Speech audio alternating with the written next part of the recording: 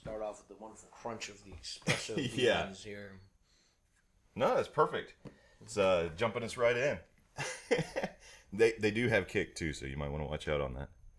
Oh, good. Yeah, they'll really talking. I've jacked my heart rate a couple of times on that one. And distance on the mic, you'll probably want about yay far. So just yay far. Move it however you need to, but we'll just try to keep it close when you're talking. Right. So, right. The Chase Ellis podcast, episode 2. 2. That just depends on if we air it in order, though, because now I've just messed it up. That's true, because it could be like the Fox executives with Firefly, and they run it out of order, and then see if people realize it, and then they'll continue subscribing. The only way I'll do that is if I really want it to die. Ah, that's true. Right? And you don't want this to die. Yeah, and unlike Joss Whedon, I'm not purposefully shooting this in widescreen, despite Fox's orders. Oh, I should turn that off. Keeps it nice and toasty in here. A lot of white noise, though. It is. Or not so white noise. Not so white. That's pretty noisy noise. Pretty noisy noise. All right. Well, so happy Thanksgiving again. Thanks for coming out. Happy Thanksgiving. Happy Black Friday, if that's going to be an official holiday, too. Yeah, we might as well make it one, because you need to be off all day to do anything with it, right? Mm-hmm. Except for the people that have to work in the stores that are being shopped at. Right? Yeah, but don't they get other benefits? I like to think if I was doing a Black Friday sale at my own store, I'd probably find a couple of things and find a nice little pallet to slide it into the slats of. You know what I mean? To where it doesn't quite get found, but it's not exactly hidden either. And then when I finally get the chance for me to buy it, I'll just go grab it. No, not so much. No, not so much. Well, you know, I mean, I get it. I mean, with what you do, inventory control is kind of a big deal. We're not going to condone any of that sort of thing. Just as long as it's on your own time, not on... Right. Not on a specific company's time. So, let me get this out of the way. So, you and I, we've been kind of pursuing a new look at old stories. For quite a while. We also like doing gaming. We just finished our game of Catan, and I know you've done some conventions lately, and I know those are usually pretty exciting. They are. They're huge. The last one you went to, which one was that? So I made it with a friend of mine. We go to GenCon every year. So this is our 3rd year at GenCon. That's in Indianapolis, in Indiana, and there's 70,000 people there. Did you go to that German restaurant that we try to go to when we're in there? Oh, what's that? No, I didn't. No? We've been going to this Irish pub right around. Which you can't go wrong with an Irish pub. Which has been fabulous. So it's kind of our favorite place, and it's a block off from the main convention. So really, really good. They have griddle fried mac and cheese with blue cheese on top of it. What? That's some next level Irish pub stuff. That's not... I've got some video where I was in Cancun, and an old army buddy once told me, he's like, if you ever find yourself in a place where... No, this wasn't Cancun. What am I thinking? It's Key West. Key West. Same thing. I've never been to Cancun, so I can't really say. Key West is a bit smaller. It is. Yeah. But they've got that nice stone that says, this is the southernmost point of the United States. They do. The funny thing about that, you have to park 5 miles away from that, because there's so many people crowded around it, you can't get to it at any particular time. Kelly and I had an excursion when we were on a cruise. Stopped at Key West, and it was a bike tour of Key West. That's the trick. So we were on a bicycle, and so we were just able to just go there, take the picture, and then move on. I ended up driving past and just doing a drive-by photo. So I went by. There's no way I was getting into that. I was all set. I needed to get back to the Irish pub. And that pub, man, an old army buddy said, if you ever find yourself in a foreign place, anywhere in the world, find the Irish pub. They always speak English. And they always know how to look out for each other and point you in the right direction. So when I started doing a lot of travel... It's like the Irish Embassy. Yeah, it really is. And it makes sense because... when's the last time have we ever seen an Irish embassy? I've never seen an Irish embassy, but I've seen lots of taverns. Yeah, so pubs are the Irish embassy. Why didn't I put this together before now? So, and because it's got the alcohol, it's got all the atmosphere, it's got, it's always got good football, right? Well, football. And we're watching football. I end up at this pub. We're watching football, and I've never met a single one of these people. None of us have met each other before because it's Key West, and we're all singing "Friends in Low Places" at the top of our lungs, just having a blast, right? It's the craziest experience I've had just in a bar. It's like we were all instantly friends. Mm-hmm. And yeah, so Indianapolis, the Irish pub. Do you remember what's the name of it? Nah, I'd have to look it up. Yeah. It's like, well, I can show you on the map. Yeah, it's like, I walk here, I go down here, and that's the restaurant that Chris and I go to. Nice. If you ever need us, that's where we'll be at after the convention. So. We should do that. Mm-hmm. I need to go up to Indianapolis sometime and do this. Yeah. I'd love to do a cosplay too for. Well, GenCon's got lots of cosplay. They've got a whole big cosplay parade that goes through, like DragonCon that's down in Atlanta. But it was originally, so it was the first gaming convention, which is the reason why we go to it. So it's 53 years old. 53 years old. Yeah, 53 years old. I didn't know, yeah, that level of geekiness had been around that long. The reason why it's called GenCon is because it was originally there's a bunch of friends. There were like 20 people got together 53 years ago, wow. And they rented out a little hall and played games like Gettysburg and other ones. Wow. These AP Hill board games that my dad had, and it was in Geneva, Wisconsin. And so it was the Geneva Convention, which also was a play on Geneva and Switzerland, and then they moved to Indianapolis with a certain deal. They just got bigger and bigger. Of course, mm-hmm. a lot of games were released there for the first time, like Magic the Gathering. Was it? A card game was released first at GenCon. Didn't know that. A number of other games. That's probably one of the most famous ones. Okay. So what are you into now? Like, we do Catan, but that's a really old tradition at this point in our family. Yeah, I've done it for a long time. So right now, my current favorite game is Terraforming Mars. Yeah. So we brought that with us, but we just didn't get a chance to play it this time. What I like about that game is you've got Mars, and you're each a different corporation, and you're trying to be the one that does the most terraforming of Mars. Okay. So laying down the most green tiles and make it more Earth-like. And once you've hit the 3 conditions, the game ends, and then you tally up points to see who's actually the premier terraformer of Mars. Okay. So for cosplay for this, do you dress up as Elon Musk or Jeff Bezos, or what do we do to get into the... Yeah, what do you do to get in the mood? We take out our cars and... No, usually I put on Interstellar and type into Pandora, nice. And so we'll have like Interstellar music, Hans Zimmer, and you can't beat Zimmer. Stuff. Can't beat that. No way. So we get this nice extraterrestrial feel as we're going through. And the cool thing about it, it's got a stack of cards, which are all these different projects and things that you can do. And the stack is so large that I'm still finding new cards, and I've played the game like 8 or 9 times. Like, what does this card do? And it explains it very well, exactly what it does. Yeah, that's always been one of my issues with card games, and I think you've always intuited better than I do what the actual intent of the card is and how it's playable. Yeah, so that's one of the things. Like, it's in brackets, so it gives the symbology, and then it says, raise your energy production 2 steps, gain 1 terraforming rating, and gain 2 plants. Like, okay, that's exactly what I do. Nice. Yeah. So hard. This sounds like a game for me then, because it's just laid out. I can't laid out on the card. As card. long as I actually read the words, I should be fine. You should be. You should be. And the neat thing is that, like, I think we played it a couple of days ago, and I was losing by like 10 points when the game ended.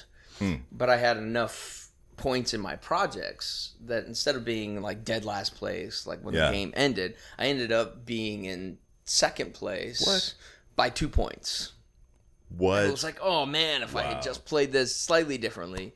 So you don't, there's that feeling of, you might be in the head now, but that's not everything. Mm-hmm. And how true that is too.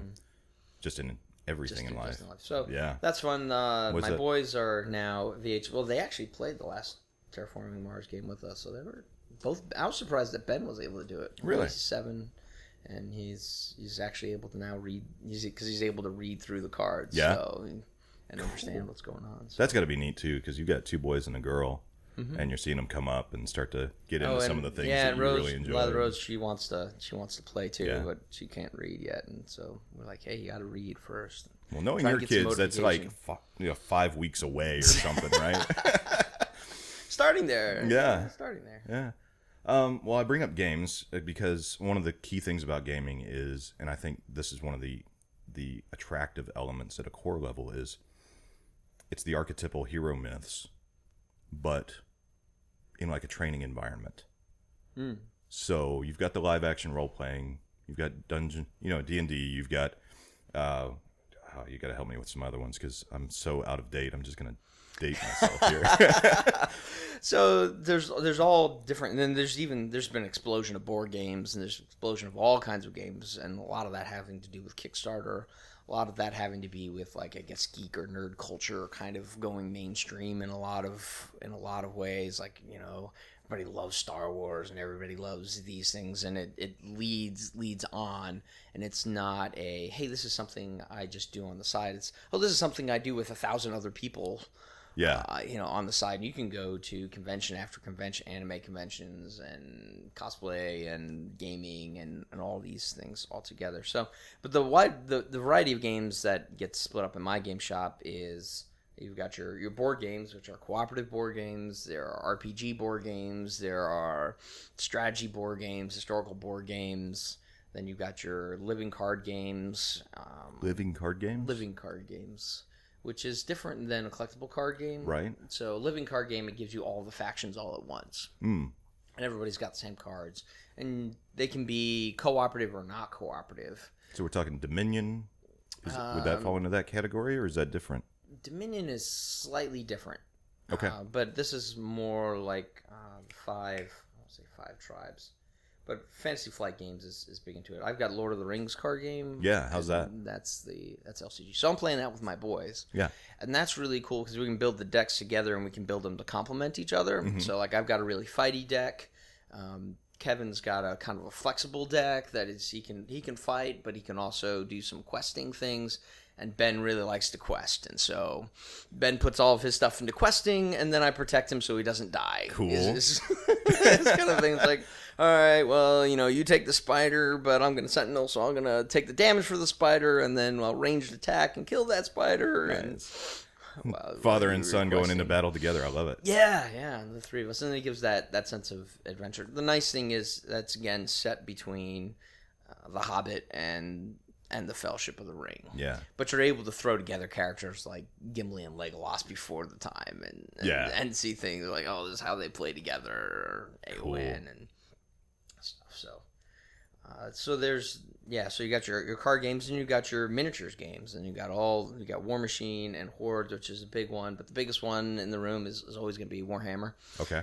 40K and Age of Sigmar is under Games Workshop.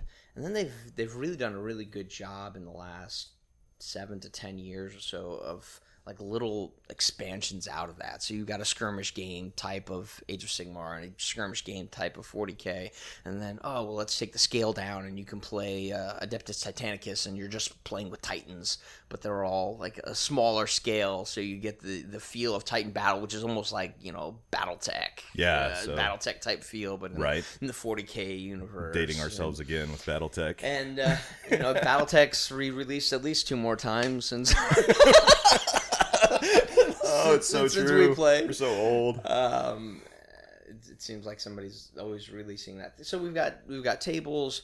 D&D is still a big thing, especially Wednesday nights. You can see just tables full of D&D, and so it's a good time in the gaming industry. Do you think there's it sounds like you're describing almost a radical expansion of customer base for this?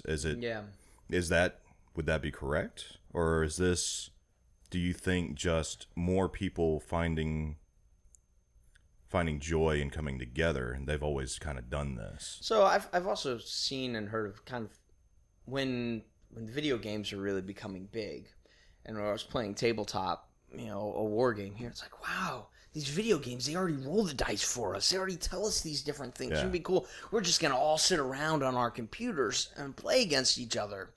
And that's happened to a large extent. And there's, millions and millions of gamers out there. And I spent my time in World of Warcraft as well and things.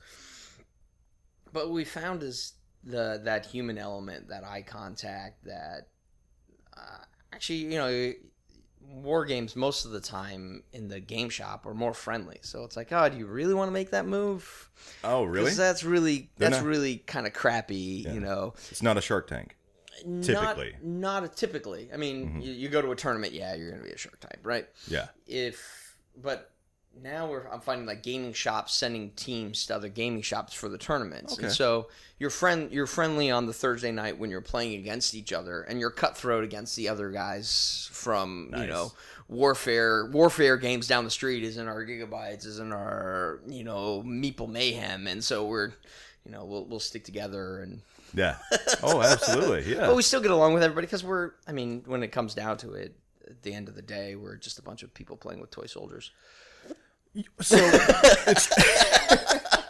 that's a good way to think of it too. Hey, I used to set up my army green men and shoot at each other. But now I roll dice, and we have specific cards. But there's that element there's that connection element, right? Okay, we're both kind of in here. We have an agreed upon rule set that we're going to abide by.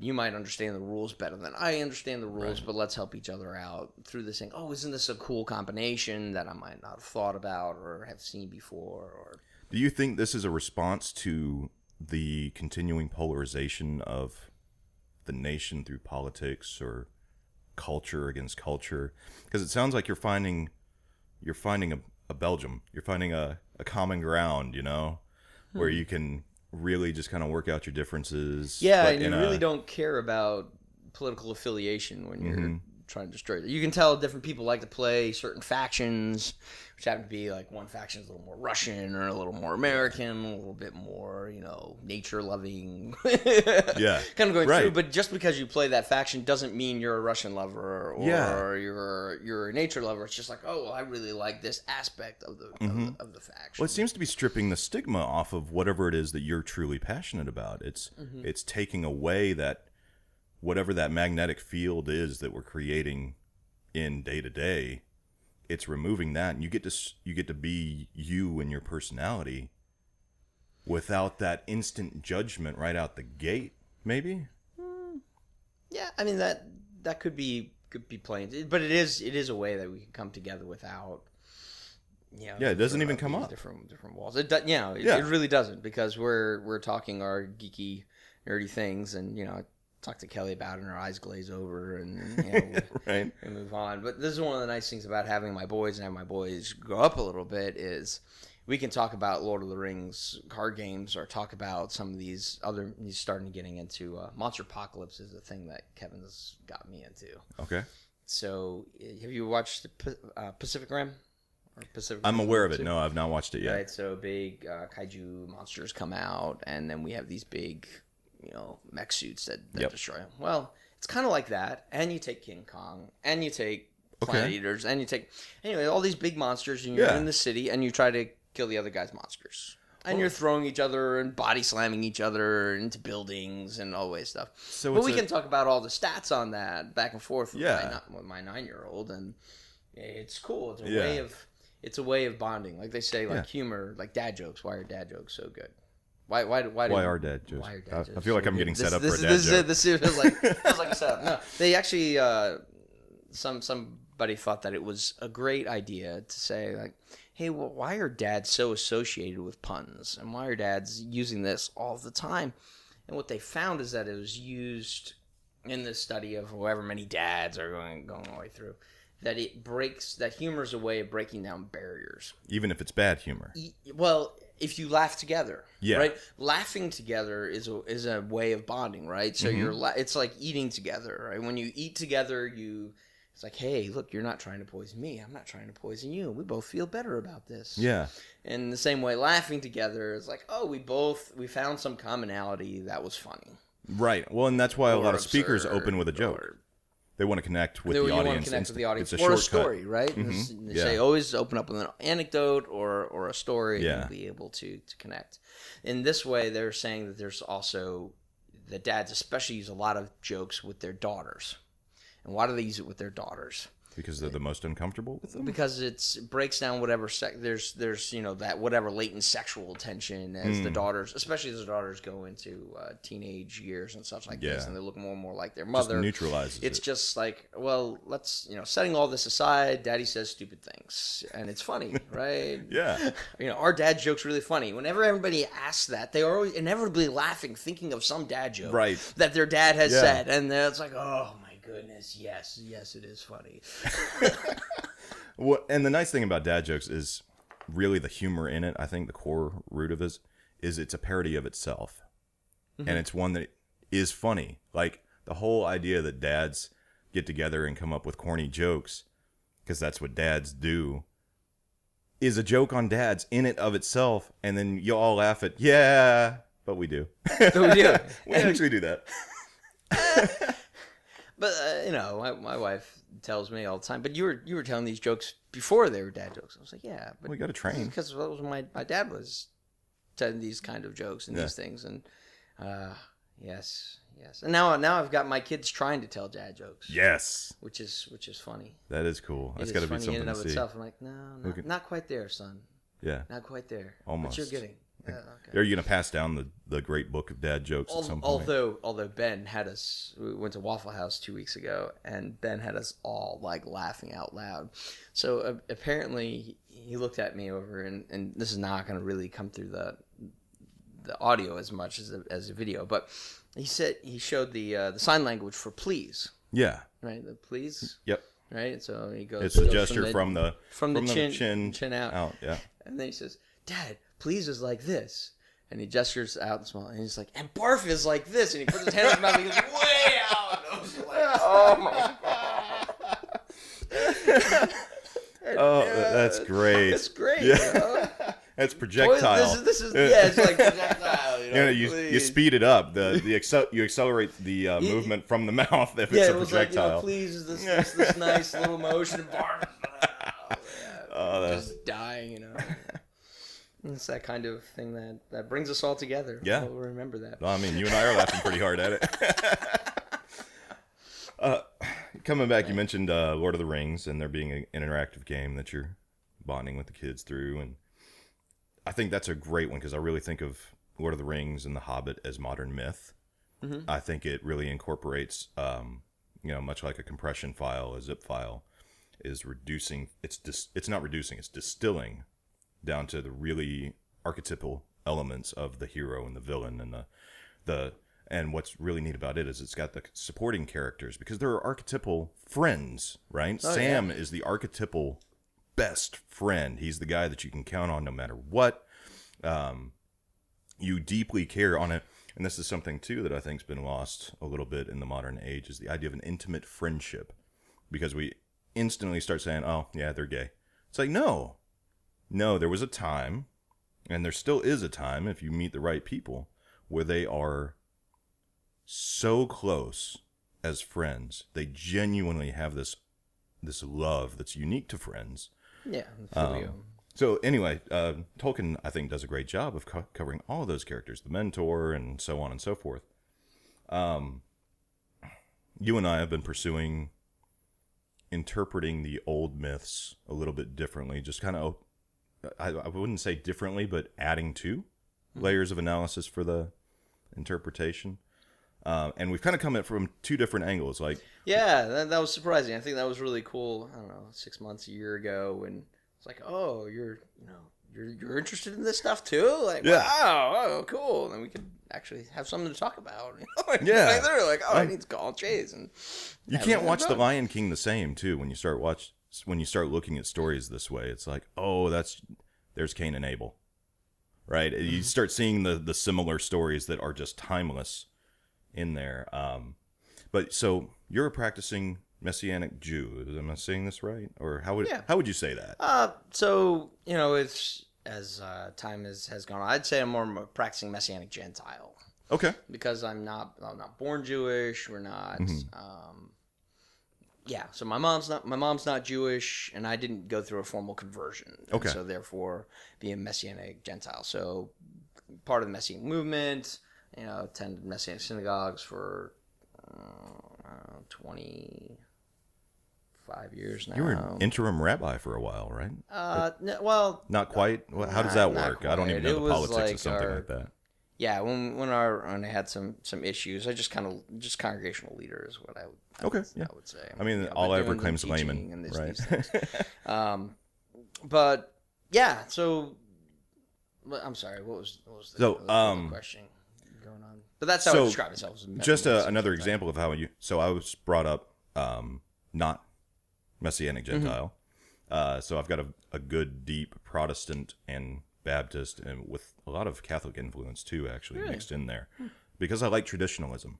I think tradition is something that kind of makes our actions today have almost eternal life. Not eternal life, but it extends us beyond our years, right? The experiences like Passover. That's one of the great things about liturgy. So kind of a liturgical practice. So our Messianic synagogue ended up bringing in some liturgy that I knew from other synagogues, and we just kind of brought us closer and closer to what you would see at a more conservative synagogue. Not quite Orthodox, but we could get along in an Orthodox Jewish synagogue setting. But the great thing is as you're going through these prayers that have been said for thousands and thousands of years, it's a way of kind of reaching back and connecting with the past, but also, and then pushing that to the future. The other thing is there's been such thought and such prayer and things devoted to it, it's that sometimes when, whatever, you're going through life and you can't really think like, if you believe, right, is what Jesus says. Oh, Lord, teach me to believe, right? Right. In this way, it's like, oh, I don't really feel like praying, but now it's time for everybody to say these beautiful words that have been said for thousands of years, and then we're going through, and it's like, wow, yeah, really needed to be reminded about how amazing and wonderful God is, who's created, one of the cool things from some of the Hebrew. And translating the Hebrew for yourself, as you can see the multiple meanings of words, right? And so in an English translation, you just don't get it. And when you read in the original Hebrew, and it's like, I often got this question in Christianity. Well, if we find life on another planet, how is God going to fit into that? I'm like, well, you ever read C.S. Lewis, out of the Hidden Planet, or out of this other stuff. But one of the things about the Hebrew about the Lord of the world, it's really Lord of the worlds. So no matter how many realms there are, it's not really a matter how many planets or how many planets. Matter. It really doesn't matter. Yeah, this is God over the worlds. You are the Lord of eternities. Yeah, so there's plural that's in there that allows for other things that quite frankly would really disturb my faith as just a straight Protestant or a straight, and it's really been a long journey, my own personal faith journey, if you will. It's really changed perspective. I don't know, really over the last, I guess it's been 25 years or so that we've gone through about. When you're first a believer and you're first anything, this is the way. This is the only way. And everybody else is just terrible. There's that religious fanaticism. That dogmatic period. That real dogmatic period. And then it's like, oh, well, have you considered this view or considered that view? I'm like, no, I could never consider that. And it's like, well, wait, actually what you're saying kind of makes sense. And then it kind of moves on. So I've moved from a very, this word of God's been passed down exactly, from God's mouth right to my hands, in this English translation. The English words were passed. English words are the perfect things. But even the manuscripts that we have, and for the last 6 or 7 years, I've spent. I like going to conventions and conferences. I was talking about, and so going to Society of Biblical Literature. And I heard about that, and they're a bunch of liberals. They don't take the Bible at its word, and they're using critical methods and critical ways of looking at these stories. and looking at how the Bible was handed down to us. And honestly, when I first heard of it, I was like, oh, this is bad, Jesus seminar and these other things. Oh, did Jesus really say these things, or did he not really say these things? I mean, how do you make that determination? We're 2,000 years after. I mean, how do you do this stuff? But I went there more interested in roles and seeing how Paul and everybody else fit into it. And what I found is that just because you believe that there might have been an editor at some point of time. Yeah, that the great we call him the redactor. Right? The redactor that put together this book or put together this other book or it's put together the whole things of the Bible doesn't destroy the validity of the Bible. Mm-hmm. It doesn't get rid of the stories that are being told, that are being retold, and looking at the Bible as this, very hyperlinked document, right? Before there was such a cool diagram. there was hyperlinks, there was the Bible and going all the way through back and forth and reiterating on itself, and thinking of God outside of time and space and breathing and reaching in. I mean, this is just an amazing thing. And what I found is that even if you look at the milieu of cultures that were around, like, oh, well, Noah's story sounds a lot like this Babylonian story, and that sounds a lot like this other story. And, well, the Hebrews just stole this story, and they twisted it. It's like, well, if you look at it, yeah, they're very similar. Mm-hmm. And so culturally, if you were a non-Hebrew and you went to Hebrew society and you heard the story, you'd be like, wow, that's cool. That's very similar to what I'm used to. But God always put a twist. In all of his Bible stories, there's a twist. Mm-hmm. And the twist makes you think something differently. It's like the parables, right? They're supposed to shock you. Yeah, it's suddenly the story that you just heard wasn't the story you heard. You think you knew the end of it. It's actually this other story. Yeah, it's actually this other story. And it's like, oh, well, God's ordering the universe in creation. Well, all the gods order the universe. That was one of the functions of God, was to order the universe. Right, that's what Marduk does. In Marduk does mythology. Mesopotamia. And, 15, 20 years ago, I'd be afraid to study Marduk. I mean, I wouldn't want to lose my faith and going all the way through. But now, I'm like, oh, well, what can I learn? How is this informed, right? And so I found that it's informed in some of these stories of God. What God does is he makes Eden a temple. Mm. He puts his footstool in this, and it's all about, and I really, I read Old Testament Theology for Christians by Dr. Walton.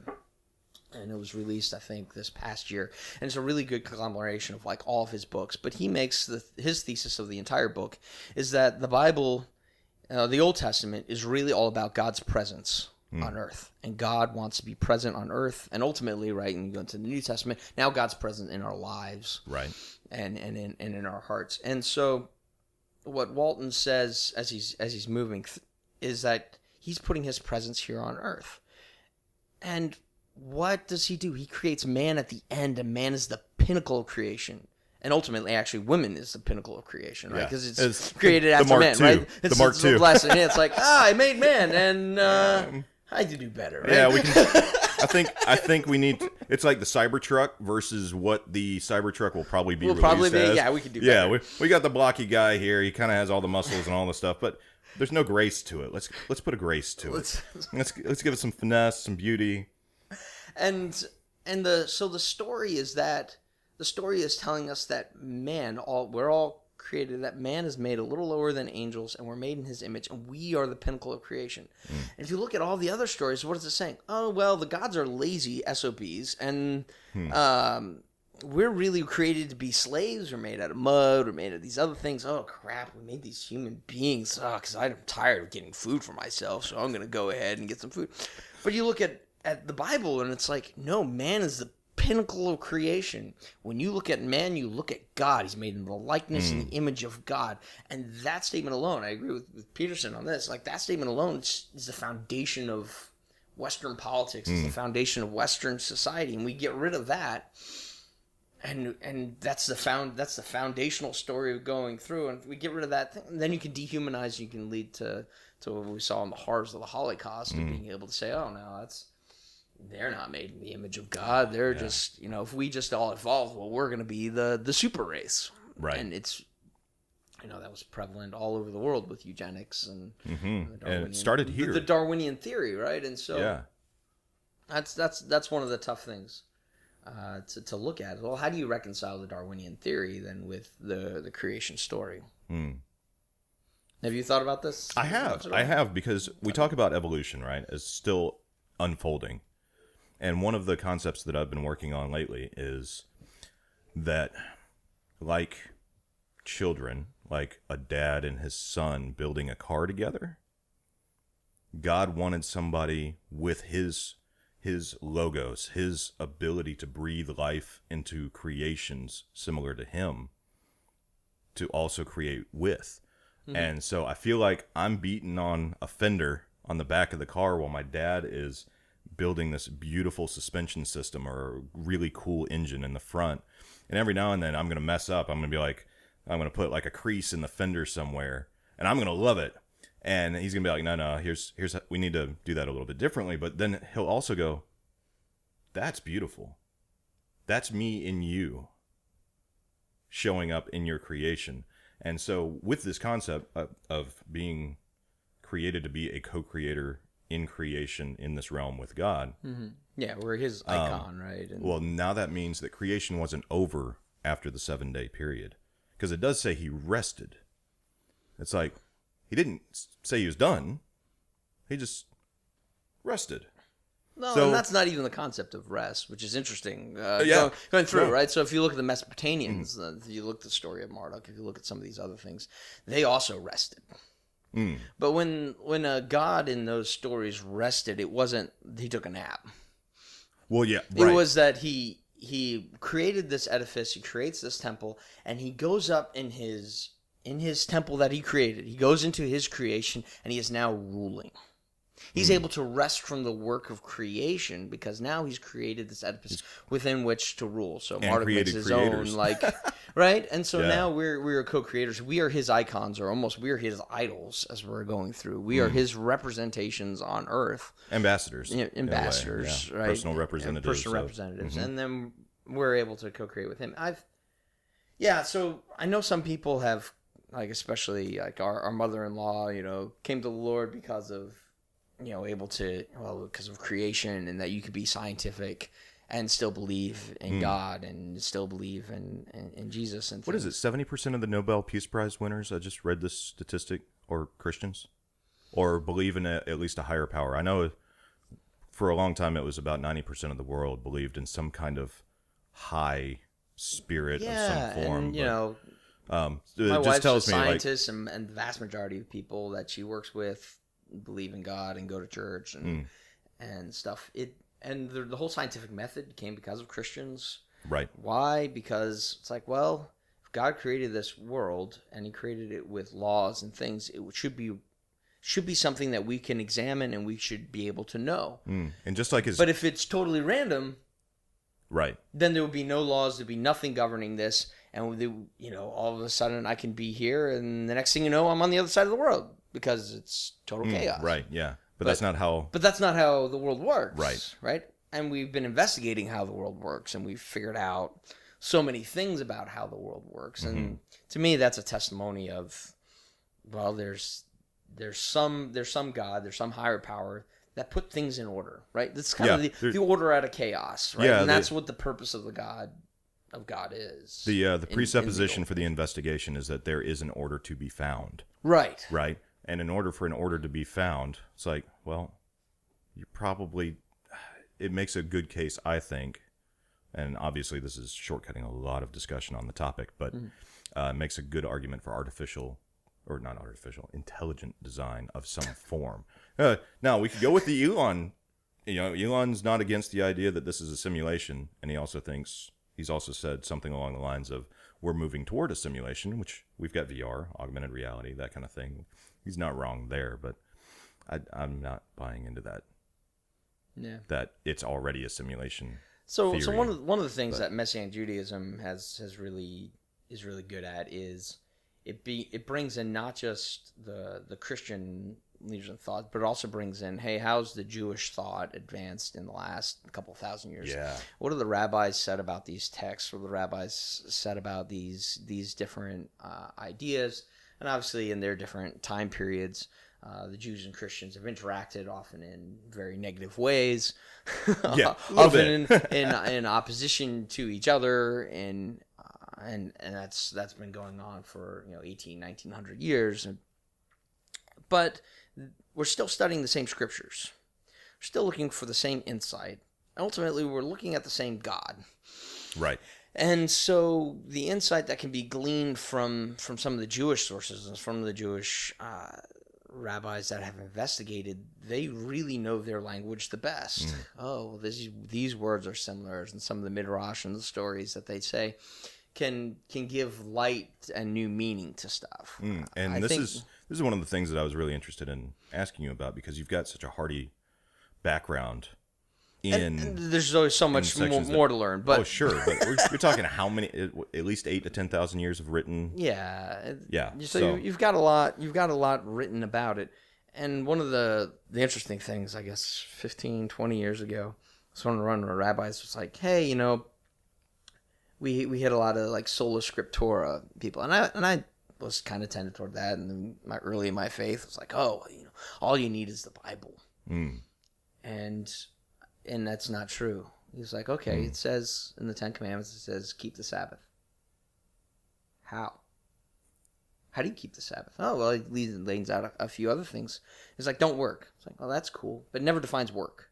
Right. This is you're actually hitting on what was the hardest thing for me as a Christian coming up. Was I had the high aims set. What I didn't have was the roadmap to pragmatically pursue them. Do it, yeah. Right. The philosophy's there, but the how. And I get caught up in the cornflakes a lot. It's the details. It's, love your neighbor. Okay, well, how specifically? Do I bring him dinner every day? And this was something that, because of the rift between science and religion, the way the culture I was brought up in was very hesitant to look into the areas of psychology or psychiatry. But that's something that a couple of years ago I just started diving into, and that's where, through Piaget and Jung and Jordan Peterson and Freud. When you start looking at the psychoanalysts, I'm going, yes, they're studying what we're already acting out. And then I can also take their practical elements of trying to move in the world, and, maybe it's not the highest way to do it. Maybe I'm not doing it the perfectly godly way, but you know what? I'm doing it more than I was before, when I was sitting there waiting for God to tell me, this is the perfect way to do it. Go execute. Yeah. I got frustrated. It's like, oh, I'm just going to pray. I'm just do God's will. What's God's will? I'm just praying for God's will all the time.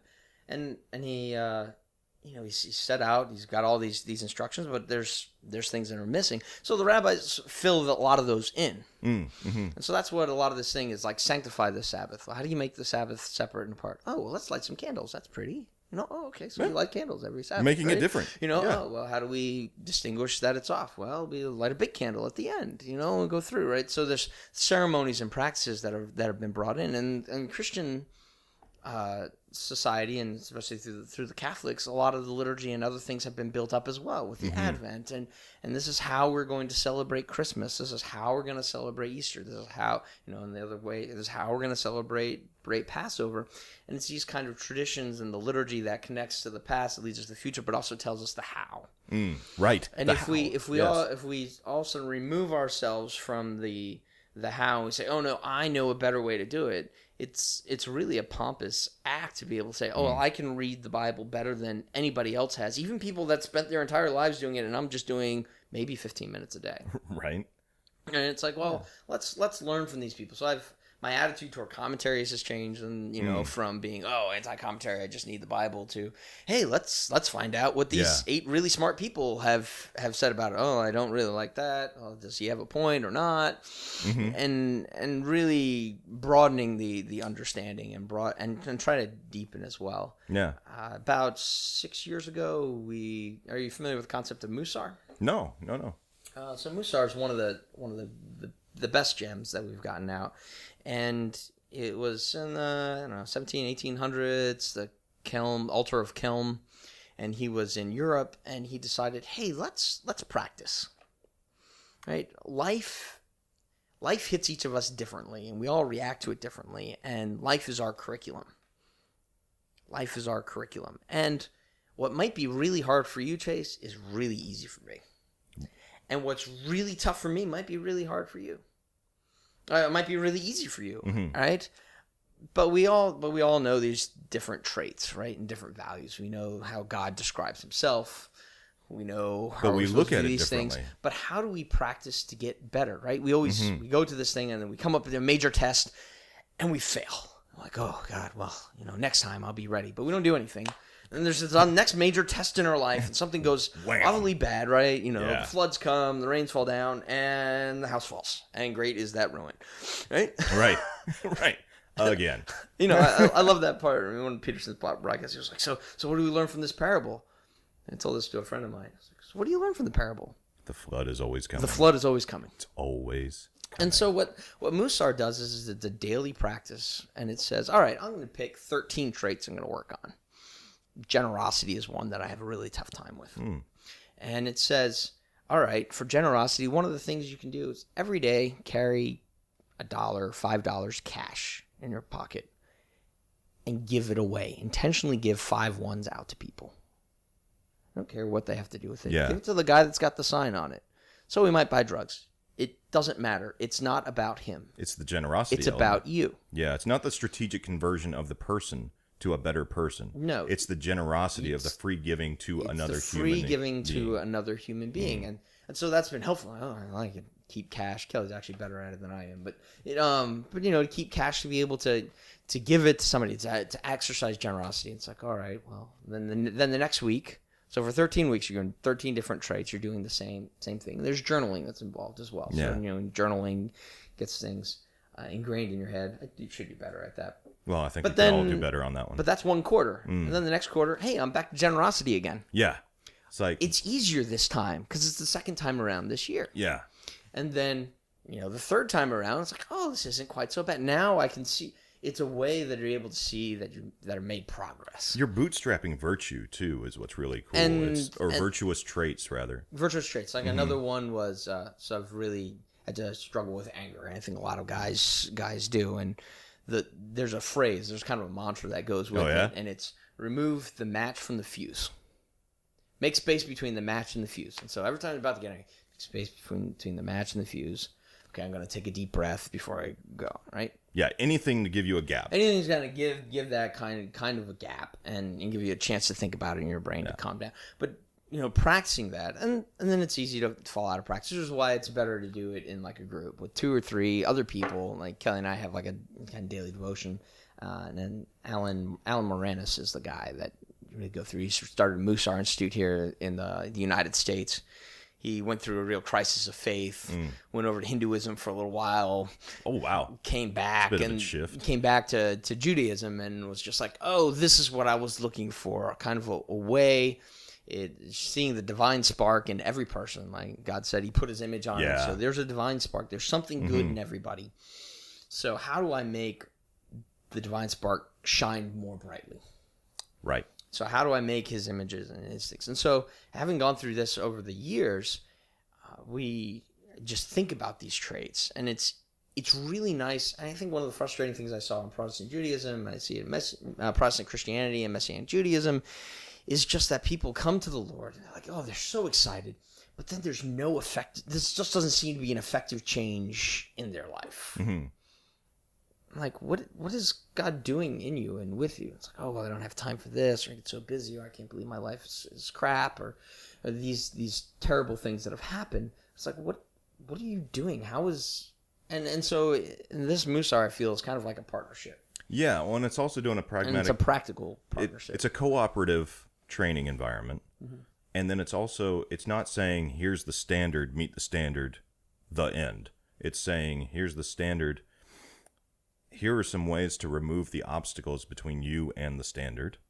And here are some other ways to help you realize that what you thought I just said was the standard is actually even higher. It's even more deep. But it's a practice, right? And it's so practice. The next time... Like any other skill. So the next time that I need to be generous to somebody within the family, it's easier for me now to give money to people. Yeah. Because I've practiced giving money to people and not expecting it. Yeah. Whereas if I hadn't practiced, I was like, oh, crap, I'm going to have to do that. What are they going to do? When are they going to pay me back? Or if they can go through, is this a good thing, right? All that static. All this kind of static that I struggle with being generous, I was able to practice. Like giving $1 away is not as hard as giving $100 away.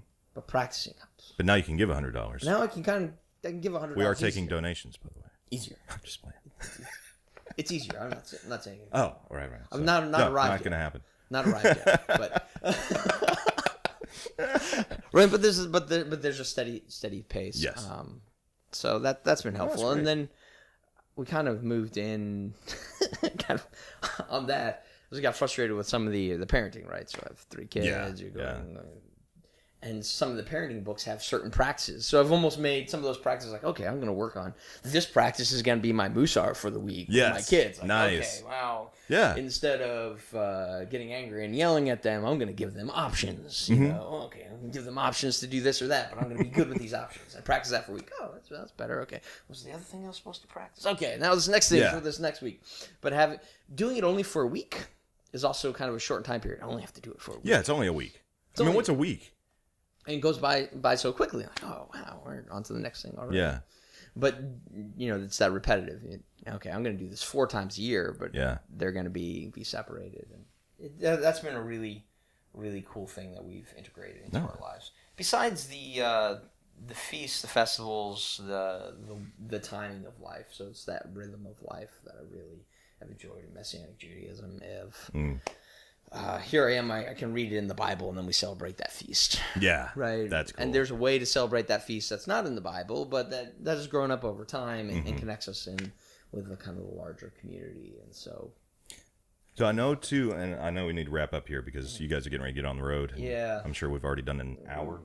Close to. 51 minutes, which is twice what we were aiming for. So we'll wrap it up here, but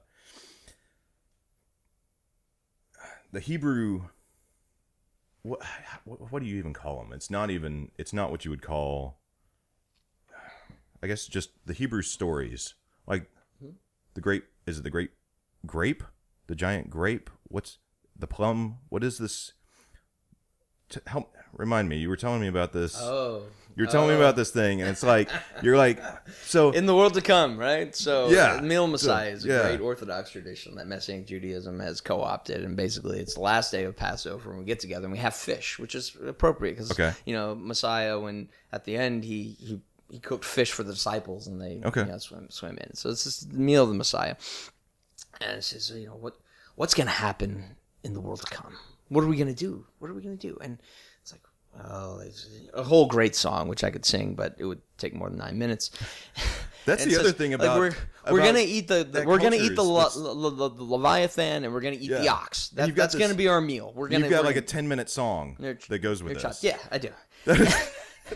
But one of the things is they say that God has preserved the grapes from the vineyards of the Garden of Eden. And they have been fermenting all of this time, and each one of us is going to be under our own vine and our own fig tree, but we're going to have our own humongo grape that's about 4 feet tall. 4 foot tall. About 4 foot tall, about 18 to 24 inches wide, circumference. Okay. And you can just tap it. That's a narrow grape. I guess it's like the green grapes, I suppose. Anyway. Whatever, you're gonna be able to tap it, but it won't ever end, and it's gonna be the best wine that you'll ever have, and that is what we will drink at the meal of the Messiah in the world to come. So now, with the type of perception that we've started adopting over the last couple of years and developing differently, do you look at that story any differently now? Well, one of the cool things about like Judaism brings to the table is the idea of tikkun olam, repairing the world. And so the whole co-creators, we're taking part in God with God, and we're restoring and making the world a better place. And so that's a bit of bringing heaven to earth, which is a really great way of looking at what Yeshua says, right? Hey, the kingdom of heaven is now. The kingdom of heaven is near. The kingdom of heaven is among us. Well, now if we have the Holy Spirit living inside of us, so how is this bringing the story to now? Right, so how do we bring that bit of heaven to now? What is wine a symbol of? Well, wine is a symbol of joy. Wine is a symbol of happiness, right? And we drink wine and we're filled with joy and we're filled with life.